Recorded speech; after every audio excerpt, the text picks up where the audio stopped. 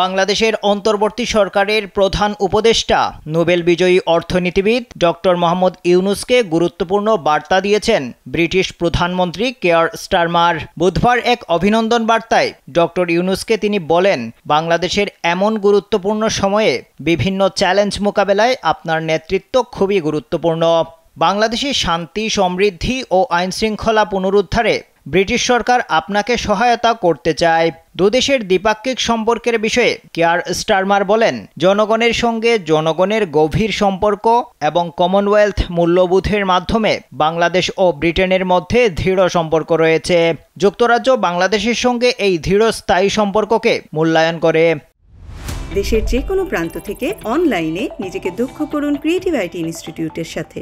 বৈষম্য বিরোধী ছাত্র আন্দোলনে হতাহতের ঘটনায় দুঃখ প্রকাশ করে তিনি বলেন, বন্ধু হিসেবে সাম্প্রতিক সপ্তাহগুলোতে বাংলাদেশের সহিংসতা ও প্রাণহানির ঘটনায় ব্রিটেন গভীরভাবে শোকাহত। যারা শান্তিপূর্ণ প্রতিবাদের মাধ্যমে নতুন বাংলাদেশ গড়ার আহ্বান জানিয়েছিল, ব্রিটেন বাংলাদেশের ছাত্র জনতার সেই সাহসিকতা স্বীকার করে।